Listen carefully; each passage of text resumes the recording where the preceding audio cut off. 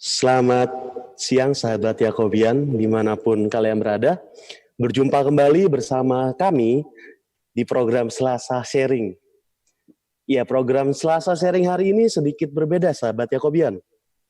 Kita dari Yayasan Santo Yakobus akan memberikan sharing-sharing yang tentunya update dengan kondisi kita. Dan hari ini kita punya tamu spesial dengan bahasan khusus. Hari ini saya akan ditemani oleh 2 orang dokter yang berpengalaman yang akan membantu kita semakin menjaga diri agar kita bisa terus sehat, terus fit, dan tetap bisa beraktivitas dan tetap berkarya. Ya, sesuai dengan kondisi hari ini, kita akan membahas tema pembicaraan kita tentang, masih ada kaitannya dengan COVID-19, tapi ini ada efek-efeknya nih dari COVID-19. Tema hari ini akan membahas tentang cabin fever syndrome. Ya, saya Lukas Alfian Susanto akan memandu para sahabat Yakobian untuk bisa semakin menjaga diri, menjaga kesehatannya dan mengenal apa sih itu cabin fever syndrome? Apakah itu sejenis penyakit? Atau apakah itu sejenis bawaan? Atau apakah itu virus baru? Atau apa cabin fever syndrome ini? Nah, untuk itu tanpa berlama-lama lagi, saya akan perkenalkan dulu moderator kita. Kita akan ditemani oleh 2 orang dokter yang tadi saya bilang. Yang pertama, kita akan ditemani oleh moderator kita. Beliau adalah Dr. Elisa Diana. Beliau adalah dokter umum dari Klinik Pratama Bina Kasih Yayasan Santo Yakobus. Nanti Dr. Elisa ini akan memandu kita sebagai moderator untuk semakin mengenal apa itu cabin fever syndrome. Lalu sebagai narasumber nanti akan ada Dr. Darmawan, beliau adalah Ketua ID Cabang Jakarta Utara. Untuk itu langsung saja saya serahkan tongkat kepemimpinan ini, saya serahkan langsung saja diskusi atau sharing kita hari ini kepada Dr. Elisa. Dr. Elisa, saya persilahkan sebagai moderator. Halo, Dr. Elisa. Selamat siang. Terima kasih Pak Santo. Iya. Selamat siang Bapak, Ibu, dan sahabat Yakobian. Saya akan bacakan CV narasumber kita, Dr. Darmawan. Beliau adalah lulusan dokter umum FK Unika Atmajaya dan spesialis kedokteran jiwa di FK UI. Kandidat dokter filsafat eksistensial STF Tiriakara. Pekerjaan saat ini psikiater Kementerian Kesehatan, Rumah Sakit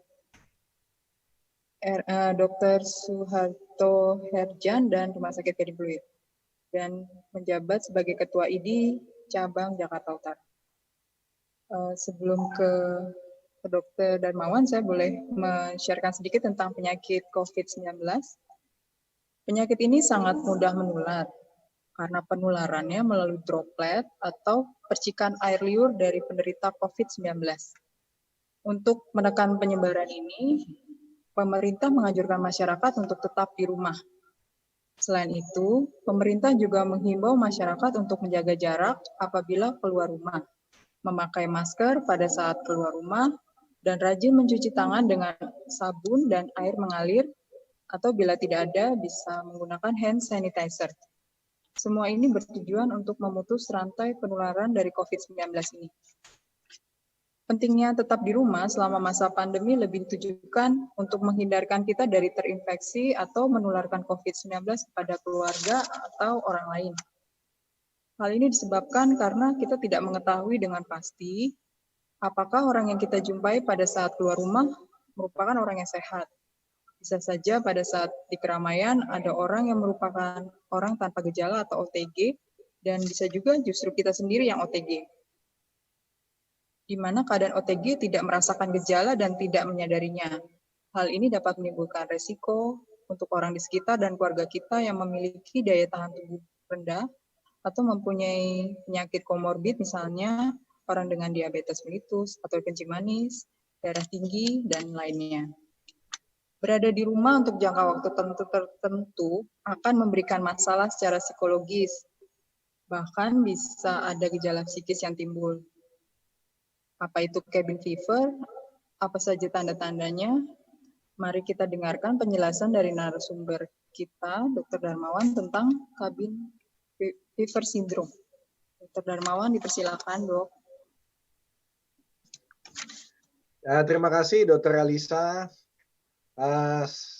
Salam jumpa, selamat siang para Yakobian ya, sahabat-sahabat sekolah Yakobus. Saya akan mencoba menjelaskan tentang cabin fever syndrome.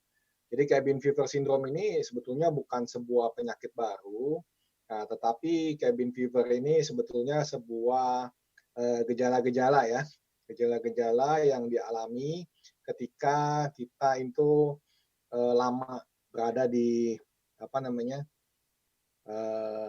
di tempat terisolasi. Di tempat terisolasi ini termasuk kemarin kita lockdown ya. Jadi memang sekarang apalagi orang-orang yang sudah cemas ya dari sananya itu mungkin bisa bertambah cemas. Lalu informasi-informasi juga kan itu juga bisa menambah kita takut ya. Mungkin bisa slide selanjutnya, Dokter ya. Jadi seperti tadi saya katakan bahwa cabin fever syndrome adalah kumpulan gejala. Jadi kumpulan gejala itu balik yang tadi dulu sebentar. Slide yang sebelumnya. Ya. Jadi kumpulan gejala itu bukan sebuah diagnosis. Jadi nanti jangan sampai setelah kita acara ini lalu semua bilang, wah saya kena sakit cabin fever nih, kena sakit cabin fever itu. Bukan ya. Jadi ini adalah sebuah kumpulan gejala, sebuah reaksi ketika kita terlalu lama terisolasi dalam waktu periode kan kurang lebih waktu itu ya mau 3 bulan ya. Nah, kemudian juga karena kita terisolasi, mengarantina diri, maka itu membuat kita tadi merasakan kecemasan, apalagi orang yang sebelumnya memang sudah menderita atau memang sudah cenderung mudah cemas. Ditambah lagi informasi yang menakutkan tentang COVID-19. Kenapa menakutkan di sini? Karena kita banyak juga belum tahu ya sebetulnya nih, karena ini termasuk penyakit baru, sehingga selalu ada teori-teori baru tentang penularan dan lain sebagainya. Pertamanya kita tahu adanya katanya orang dalam pemantauan, ada pasien dalam pengawasan. Lalu ternyata ada lagi yang namanya OTG, orang tanpa gejala, tetapi ternyata kalau diperiksa positif. Ya, jadi hal-hal seperti ini yang selalu surprise buat kita. Ya, next. Nah, jadi kalau tadi kita sebutkan nih gejala-gejalanya ya, kumpulan-kumpulan gejala. Tadi kan sudah disebutkan sindrom adalah kumpulan gejala. Nah, tidak semua orang mengalami gejala-gejala yang sama, tapi banyak yang melaporkan bahwa mereka merasakan emosinya lebih mudah marah, irritable itu lebih mudah marah ya. Kemudian gelisah, ya, yang lebih banyak, lebih sering. Nah, tidak semua gejala ini juga mesti dialami. Mungkin ada beberapa orang yang mengalami 1-2 gejala, ada yang mengalami mungkin 3-4 gejala ya. Seperti misalnya letargi. Letargi itu bahasa Indonesianya itu rasa lemas, rasa lemah terus-menerus, nggak bertenaga, ya kayaknya capek, males ngapa-ngapain. Ya. Kemudian ada juga yang moodnya terdepresi, sedih, merasa hidupnya kayaknya, kok hidup kayak gini-gini aja. Ya. Kemudian juga susah konsentrasi, susah mikir, mau ngapa-ngapain kayaknya pikiran jadinya nggak bisa fokus, demotivasi, mau ngapa-ngapain kayaknya percuma lah udah kayak begini, sakit, mau keluar males, mau apa males, takut, motivasi yang dulu ada menggebu-gebu, punya rencana tahun ini mau A, mau B, sekarang jadi hilang semuanya. Nah ini irritable, tidak sabaran, sehingga mudah marah, ya mudah tersinggung, apa-apa mau cepat-cepat. Biasa kalau orang pencemas itu apa-apa maunya cepat, ada masalah mau cepat diselesaikan, ada yang nggak sesuai, nggak cocok sama harapannya, pengen cepat dibetulin. Nah, kemudian kita punya irama tidur bangun juga terganggu tuh sejak kita mengalami lockdown, mengalami karantina diri ini, PSBB ini. Ya, kita kadang sulit bangun tidur, jadi mau bangun tidur males, nggak tahu mau ngapain, nggak punya drive, nggak punya dorongan, sehari-hari membosankan begitu-begitu saja, mudah mengantuk, ya, kemudian pesimis dan merasa tidak ada harapan. Ini nggak tahu kapan berakhirnya, ya, kita nggak jelas ini mau bagaimana. sekolah juga masih belum boleh masuk, ya katanya disuruh tunggu sampai akhir tahun. Belum lagi PSBB dilonggarkan karena alasan ekonomi sebetulnya ya. Nah ini mesti jelas nih, kalau kita lihat data-datanya terjadi peningkatan masih tuh penularan. Nah, jadi jangan pada abai, yang pada acuh. Ada lagi yang nanya ke saya, dok betul nggak sih itu COVID beneran penyakit? Jangan-jangan cuma dibuat-buat doang katanya. Nah ini beneran penyakit ya, banyak yang abai. Nah, jadi lihat, angka masih meningkat, hati-hati. Jangan mentang-mentang mall udah buka, pasar udah buka, lalu seenaknya sendiri. Ya, jadi ini karena alasan ekonomi nggak mungkin lockdown terus-menerus, tetapi kita yang harus bisa berubah. Ya, oke, next. Nah, jadi tentunya gejala ini juga dapat ditemukan pada gangguan lain. Misalnya pada orang yang depresi, pada orang yang gangguan cemas. Gangguan cemas ada banyak macamnya tuh. Ada gangguan cemas menyeluruh, apapun dicemasin.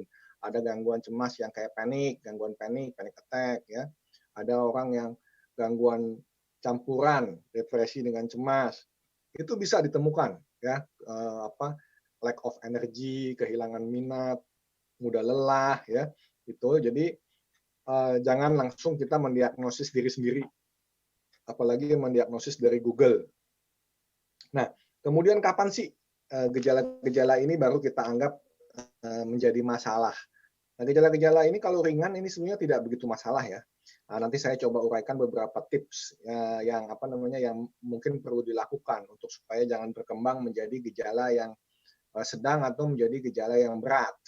Nah, kalau gejala sedang dan berat itu sudah menyebabkan distress dan disability.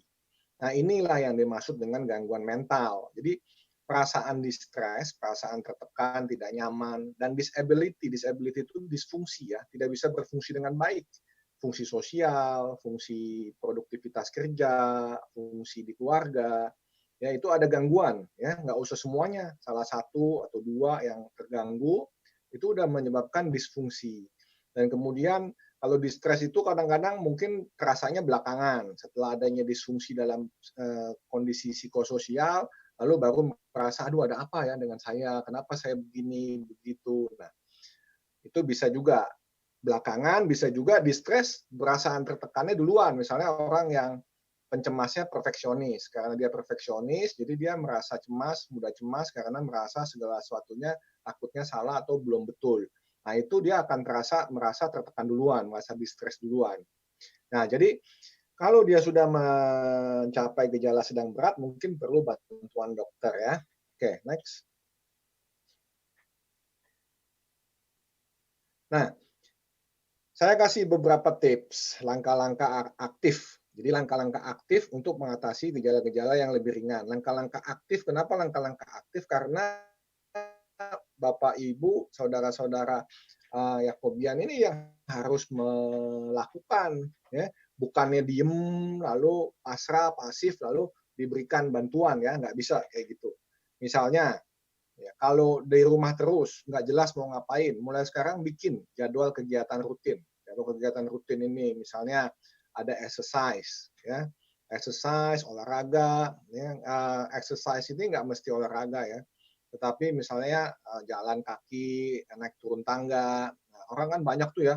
Kalau kita lihat tuh orang-orang yang agak-agak ya gangguan jiwa sih mungkin enggak, tapi agak-agak aneh gitu ya. Ikut-ikut bayar ikut fitness ya, 1 bulan bayar berapa ratus ribu, tapi kalau parkir maunya dekat pintu masuk, kalau 1-2 lantai naik lift gitu. Itu kan sebetulnya exercise tuh, jalan cepat, jalan agak jauh, kemudian naik tangga, itu kan sebetulnya suatu exercise yang alamiah. Yang alamiah nggak dilakukan, malah bayar fitness. Nah, ini kan agak-agak nggak benar juga nih otaknya ya. Nah, jadi kalau kita exercise, kita olahraga itu membantu mengeluarkan endorfin ya, kita lebih rileks. Kemudian jadwal kerja yang work from home. Ya, jadi work from home ini saya rasa walaupun kita sudah mulai work from office sekarang, tetapi juga tetap masih ada beberapa kita mesti pilih yang masih bisa di work from home, di work from home. Jadi kita meminimalkan paparan ya, meminimalkan kemungkinan kita terkena oleh virus ya.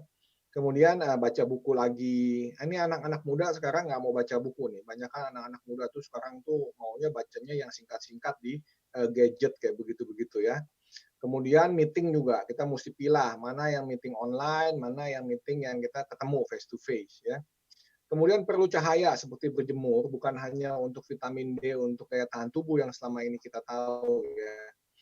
Tetapi gejala males, rasanya pengen tidur terus, kayak macam itu, kita perlu stimulasi cahaya matahari. Ya, jadi 10.000 lux. Kalau di negara barat mungkin kalau musim dingin ya, itu kan banyakkan malamnya.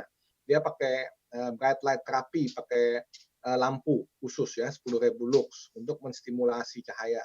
Nanti masuk ke namanya nukleus suprachiasmaticus ya, dari mata masuk ke otak di nukleus suprachiasmaticus, nanti mempengaruhi jam biologis kita atau irama sirkadian, sehingga kita akan terasa lebih semangat, kita lebih ada gairah.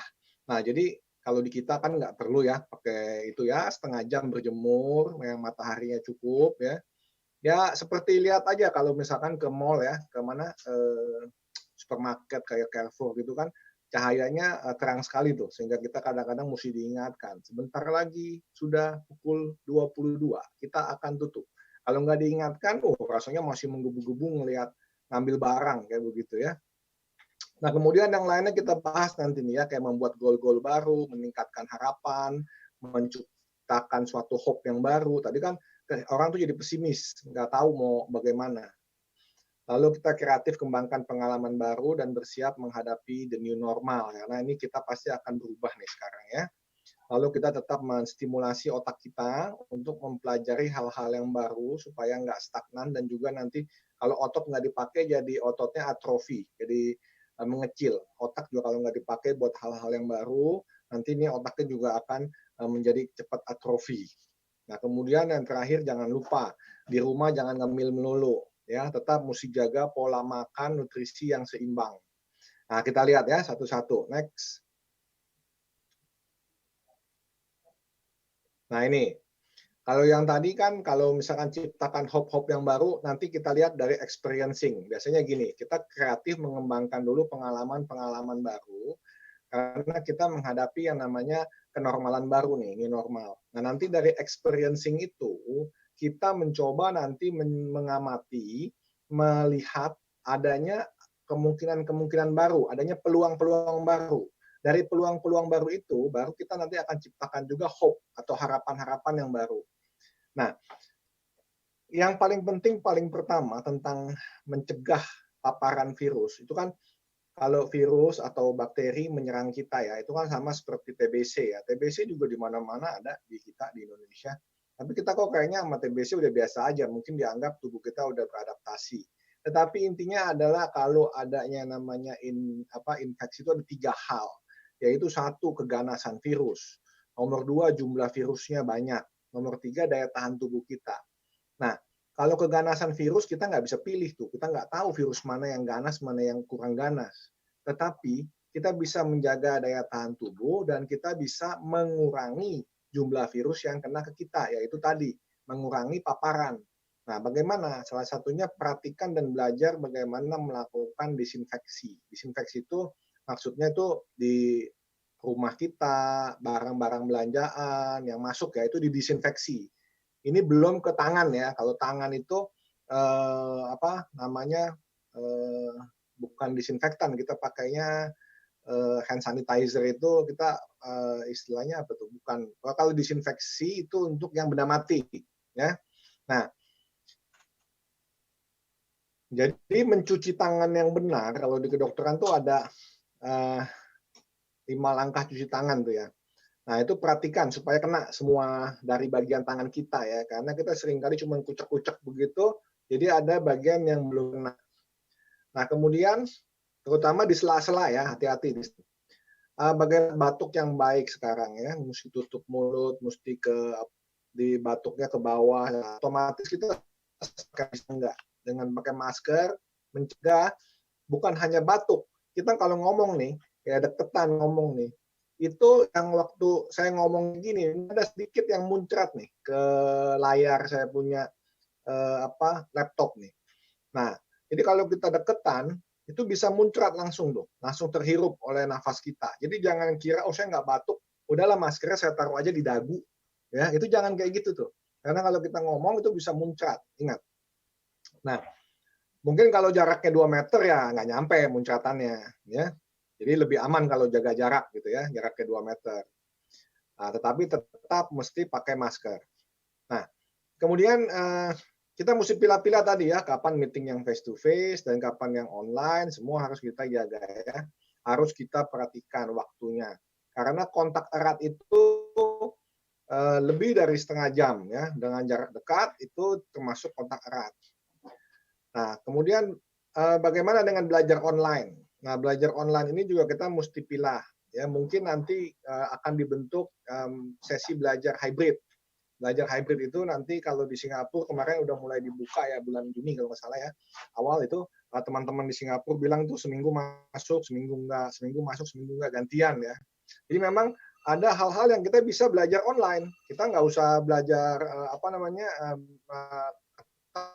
ketemu, tapi juga memang ada belajar yang memang kita ada bimbingan langsung ya, supaya kita bisa ketemu, bisa ngelihat bagaimana gestur, bagaimana cara dosen atau guru membawakannya, ya itu akan sangat berpengaruh pada segala macam daya tangkap ya, berpengaruh pada daya tangkap siswa. Jadi siswa tuh bisa melihat bahwa oh kayak gitu loh, lebih menarik membawakannya ya. Tetapi gimana pun juga sekarang online itu juga sudah menjadi sesuatu yang baru ya, yang mesti mau nggak mau kita mesti belajar dari situ. Saya sendiri waktu saya kuliah S3 ya, ternyata sangat membantu sekarang informasi online. Beda waktu saya sekolah spesialis dulu, apa-apa mesti cari buku ya, karena belum internet, belum banyak seperti sekarang. Sekarang kita nggak ngerti, kita cari tulisan atau cari sumber lain, kita baca di online sudah bisa membantu. Tetapi dibimbing langsung oleh dosen secara face to face juga menambah lagi pengertian ya. Oke, next. Nah, ini tetap gunakan atau stimulasi otak kita ya untuk mempelajari hal-hal baru.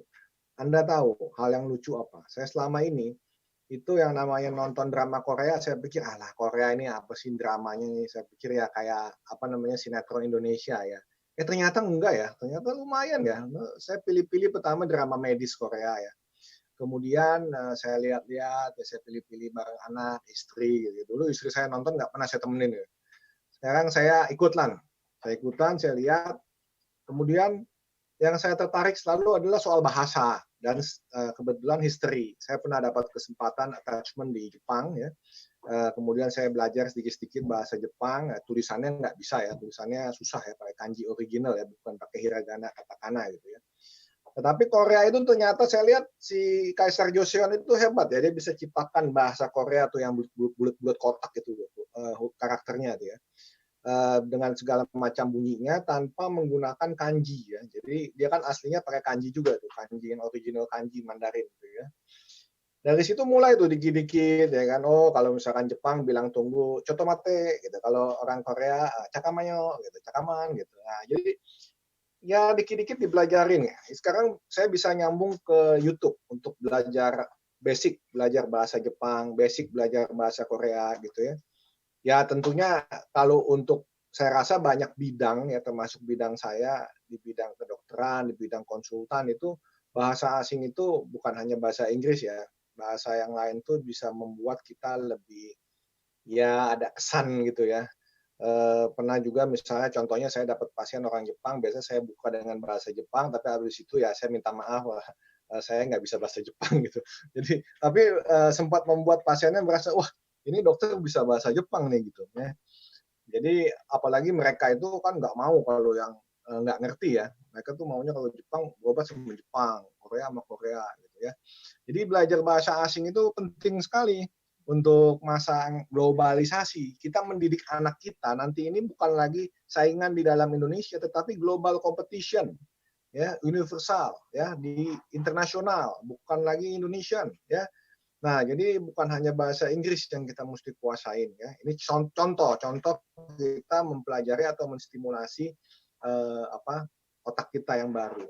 Kemudian buat yang agak-agak udah mulai setengah tua, senior ya, Nah, kayak saya nih kan mesti belajar lagi bagaimana online ya menggunakan gadget. Bahkan saya ujian prapromosi kemarin itu pakai online. Waktu ujian penelitian itu, ujian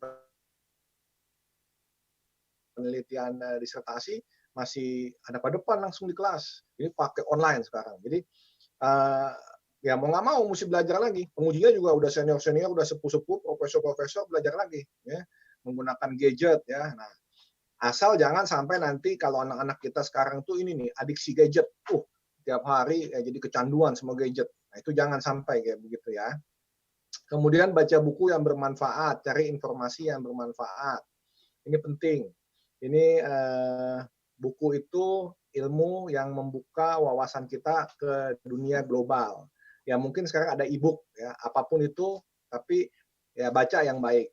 Kemudian jangan biarkan waktunya kosong dihabiskan tanpa melakukan hal yang tidak produktif. Nah, ini banyak sekali nih orang melewatkan waktunya sambil laying-laying, ngelihat medsos, posting-posting medsos, ngelihat medsos orang ya. Kemudian apalagi main game seharian. Alasannya apa? E-sport katanya. E-sport sekarang ya. Jadi itu nggak boleh tuh sampai dihabiskan seluruh waktunya hanya untuk hal tersebut. Oke, next. Ini, tetap jaga pola makan nutrisi seimbang. Kalau dulu, zaman dulu ada yang namanya 4 sehat 5 sempurna. Kalau sekarang bukan. Anda lihat, banyak kalau kita lihat orang yang obes, yang kegemukan, itu lebih banyak yang kena COVID, itu lebih parah hasilnya. Ya, lebih bahaya kena COVID dampaknya. Yang meninggal itu yang gemuk lebih banyak yang menjadi berat dan bahkan meninggal.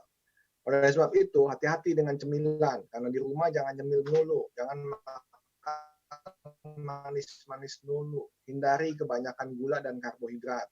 Hindari lemak tinggi, gorengan, apalagi pakai minyak jelantah yang rasanya gurih, enak. Itu hati-hati. Minum cukup air putih. Ya. Kemudian belajar dan berlatih kebiasaan makan yang baru. Ini penting. Karena kebiasaan makan, saya pribadi itu diet. Ya, terus setengah mati saya berusaha mengubah saya punya kebiasaan makan. Jangan ngambil nasi duluan, piringnya udah penuh sama nasi. Ya, kurangi karbohidratnya. Nah, sayur, buah, kemudian daging diambil, nasinya sedikit. Ya, tapi bukannya berarti tidak ada karbohidrat ya. Jadi tetap ada, tetapi hindari yang manis dan karbohidrat yang apalagi yang glycemic index-nya tinggi. Nah, mungkin bisa Bapak Ibu, sahabat sekalian bisa konsul ke ahli gizi untuk ini, tetapi ini mesti dijaga. Nah, tadi saya kasih tips untuk yang ringan ya, gejala yang ringan, untuk mengatasi hal-hal yang tadi, gejala-gejala yang disebut tadi sindrom tadi itu ya, supaya kemudian tidak menjadi berat. Nah, tetapi kalau itu berlangsung dalam jangka panjang dan tidak teratasi, nah ini yang bahaya, kita mesti lihat ya, lanjutnya. Next. Nah, bagaimana kalau stres ini berlanjut? Karena stres itu akan merangsang sistem saraf otonom. Sistem saraf otonom itu yang otonom, yang nggak bisa kita atur. Seperti detak jantung, ya itu otonom itu. Peristaltik usus, ya gerakan usus itu otonom. Dia sendiri, ya nggak kita bisa atur. Ya. Nah, oke, lanjut. Kalau terjadi peningkatan sistem saraf otonom itu, dalam hal ini kita lihat, ya stresor itu, penyebab stres itu ya, itu akan mempengaruhi perubahan-perubahan respon fisiologis atau sistem tubuh kita. Nah, ini bisa berbahaya. Kenapa berbahaya? Karena dia mempengaruhi ke masalah yang sebelah kiri itu, yang anterior pituitari segala itu, ke masalah hormonal. Kita tahu kalau kita lagi ini adrenalin meningkat, lalu kortisol meningkat. Adrenalin kita jadi tinggi. Lalu tinggi terus apa akibatnya? Ya kan? Simpatik meningkat, pembuluh darah kita menciut, ya.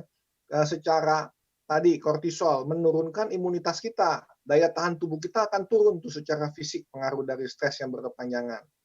Sedangkan kita perlu daya tahan tubuh yang baik untuk menghadapi COVID tadi, menghadapi virus yang kemungkinan masuk ke dalam tubuh kita. Nah, lalu kemudian kortisol akan membuat toksik kepada kita punya otak, ya kita punya hipokampus. Nanti akan pengaruh ke mood kita, psikologis, ya. Jadi stresor nanti akan berupa stresor psikis dan stresor fisik, dan nanti juga stresor ini akan berpengaruh kepada hal yang fisik dan juga kepada hal psikologis kita. Oke, next. Nah, ini contoh yang disebut dengan, Bapak Ibu pasti tahu, yaitu yang disebut dengan sakit psikosomatik. Psiko artinya psikis, pikiran, perasaan. Nah, somatik itu artinya adalah badan. Jadi karena ada masalah dengan kita punya pikiran, perasaan kita, mind kita, maka akan ada gejala di badan kita. Ini suatu penyakit yang benar-benar penyakit, bukan suatu imajiner, bukan sesuatu yang, oh, ini nggak ada penyakitnya. Nah, kita lihat, ya, banyak orang yang kena sakit mah kronis. Tiap kali sampai diteropong, di apa, oh nggak apa-apa ini karena stres aja. Tapi asam lambungnya meningkat, ini nggak ada masalah, katanya. Tapi asam lambung yang meningkat bisa sampai luka lambung bisa sampai terinfeksi kuman Helicobacter pylori. Nah, jadi ini benar-benar penyakit karena stres meningkatkan asam lambung. Ya memang pada di gastroskopi misalnya, ya ini belum apa-apa, nggak apa-apa, udah jangan stres. Ya kalau bisa nggak stres sih semua juga nggak mau stres. Tapi kan sekarang kayak gini, cabin fever syndrome ini kan kita alami juga semua. Kita juga maunya nggak cemas, nggak stres sama kondisi saat ini. Tetapi kondisi yang sangat tidak menentu ini kan bagaimanapun juga mempengaruhi ke kita. Kemudian sakit jantung, karena kalau kita stres berkepanjangan, kortisolnya tinggi, itu akan meningkatkan kita punya kekentalan darah. Kekentalan darah kita meningkat, itu bisa menyumbat, bisa menyebabkan sakit jantung. Ya yang paling ringan, deg-degan. Deg-degan, begitu diperiksa, oh ini nggak ada kelainan, katanya deg-degan. Ini cuma karena panik aja, cuma karena stres. Ya itu tahap awal memang begitu. Tapi kalau nanti terjadi pengentalan dan lama-lama terjadi sumbatan sampai ke jantung koroner, ini kan bahaya. Belum lagi penyakit kalau di bidang kulit ada yang namanya neurodermatitis. Jadi kalau dia makin digaruk makin enak, makin gatal makin jadi. Nah itu yang disebut dengan penyakit neurodermatitis. Kita kenal penyakit-penyakit autoimun. Jadi pada tahap awal kita stres, melawan. Dengan apa? Dengan salah satunya adalah meningkatkan semua apa yang bisa untuk mempertahankan, termasuk imunnya. Nah, sayangnya pada orang tertentu imun disebut autoimun. Nah, nanti kalau sebagian orang nggak menjadi autoimun, sebagian orang imunnya meningkat, habis itu down, dia menurun. Sehingga tadi, stres yang berkepanjangan menyebabkan daya tahan tubuh kita menurun. Ya, oke. Jadi itu sekilas tentang psikosomatik yang bisa terjadi kalau berkepanjangan. Nah, mungkin itu yang bisa saya sampaikan supaya kita masih punya waktu untuk bisa mungkin ada tanya jawab. Silahkan, Dr. Elisa.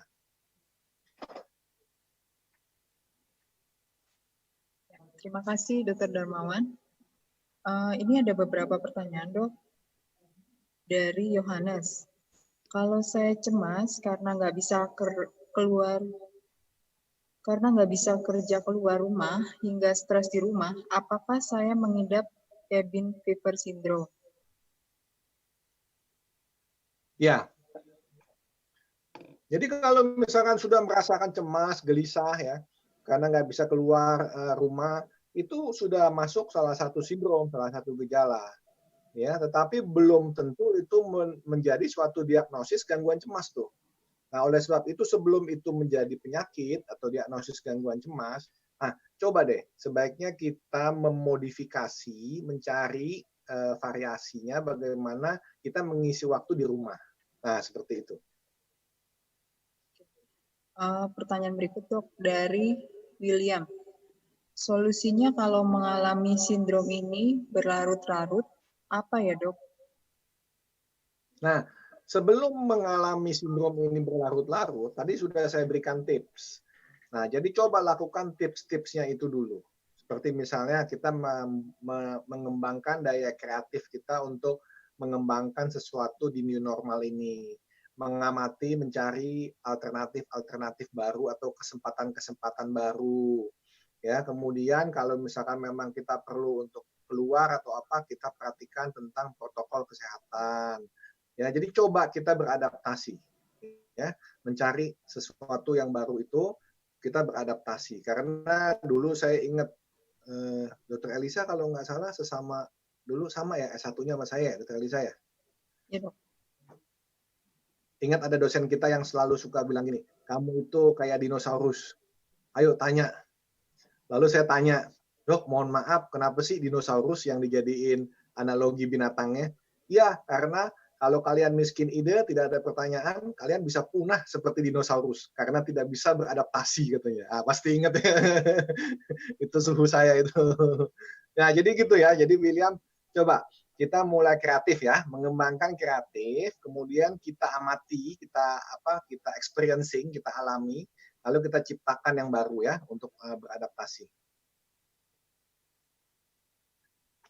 Dok, satu lagi nih dari Larry. Bagaimana cara membangun motivasi yang sempat hilang karena di PHK? Benar. Nah, ini agak ribet, agak butuh sesuatu yang lebih panjang ya. Karena gini, PHK ini memang sesuatu yang sesuatu yang dilematis ya. Karena kita butuh kerja dan karya. Saya nggak tahu nih Ferry ini usianya berapa ya. Karena kalau kita bahas tentang masalah eksistensi karena PHK ini kan yang usianya di atas 40 tentunya berbeda dengan yang masih muda. Kondisinya beda, peluang dan kesempatannya berbeda. Tapi intinya bahwa PHK adalah pemutusan hubungan kerja. Pemutusan hubungan kerja, ingat ya, belum tentu salah kita. Ini kebanyakan orang yang merasa bahwa kalau di PHK tuh, oh memang saya yang salah, saya yang lemah, saya yang apa. Kadang-kadang kita ini cukup kompeten, tetapi situasinya pas lagi nggak cocok sama kita. Sehingga misalnya ada yang di PHK tuh kebetulan dia masih kontrak ya, masih kontrak yang kedua, kemudian karena ada COVID lalu di PHK. Bukan berarti kemudian dia itu nggak kompeten, cuman ya lagi kayak begini, lagi susah.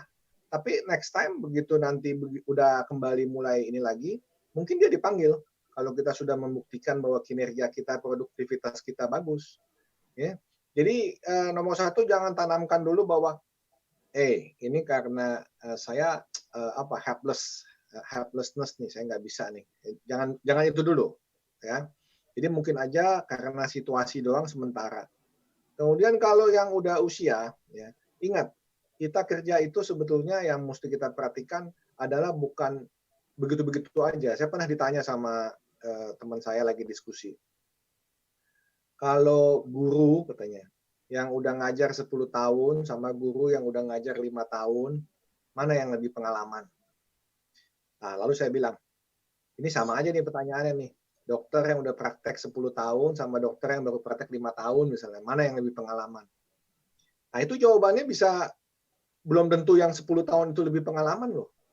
Kalau yang 10 tahun itu melakukan kegiatan rutin sehari-hari yang sama begitu-begitu aja tanpa mengembangkan sesuatu yang baru, mengobservasi, meriset, dia nggak menemukan sesuatu yang lebih baru loh. Dia nggak menemukan pengalaman baru. Bahkan yang cuma baru 5 tahun tetapi dia mengembangkan teknik mengajar yang baru, dia mengembangkan suatu metode baru ya, suatu macam-macam lah. Kalau dokter tuh bagaimana dia mengobserve pasiennya satu-satu walaupun dia sama. Nah, jadi kita mesti kenali diri kita juga. Apa strength dan weakness kita, sehingga ketika kita dalam keadaan di PHK ini, kita masih punya modal. Modal untuk melanjutkan selanjutnya karya apa yang bisa kita lakukan. Tadi saya sebutkan bahwa pekerjaan itu yaitu butuh kerja dan karya. Ya, jadi istilahnya berkarya. Berkarya ini kalau kita baca ikigai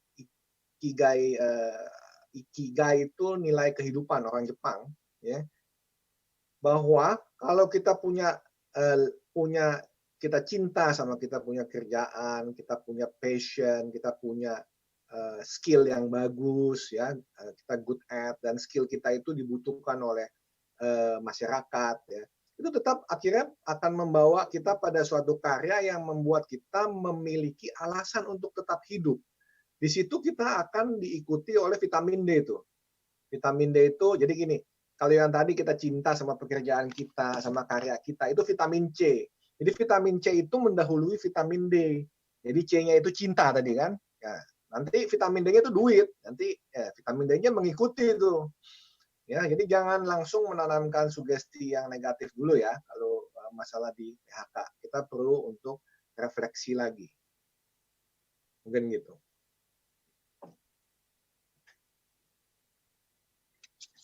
Terima kasih Dr. Darmawan. Selanjutnya saya serahkan kepada Pak Santo. Iya, terima kasih Dr. Elisa dan Dr. Darmawan.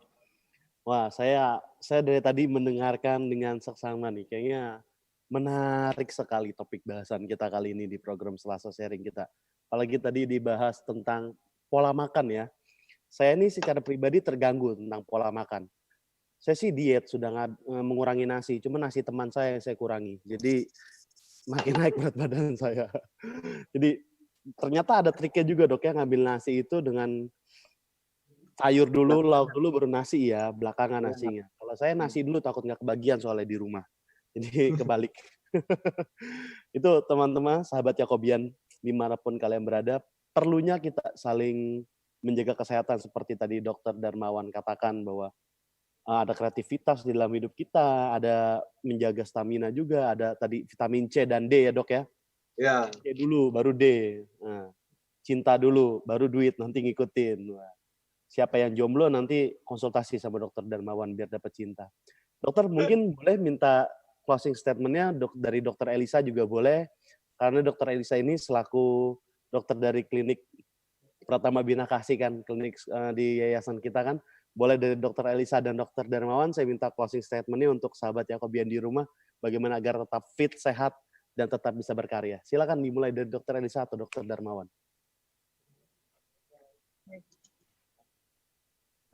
Yang penting kita tetap, kalau kita di luar rumah, tetap jaga jarak, pakai masker, sering cuci tangan, dan itu yang pasti. Gitu dok ya. Itu aja. Masker dan cuci tangan, jaga jarak, pakai masker dan cuci tangan. Oh, hand sanitizer jangan lupa itu. Gitu. Jadi saya selalu bawa hand sanitizer, takutnya kan misalnya kita lagi di mana mau cari ini cuci tangan kan susah. Jadi saya bisa langsung semprot dulu kayak gitu ya.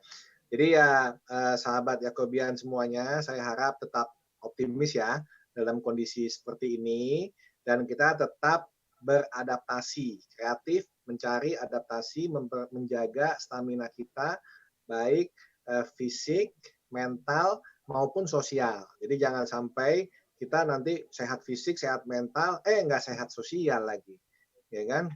Jadi walaupun kita ada jarak, tapi tetap ada hubungan baik. Ada ketemu, tapi menjaga jarak, kan begitu ya.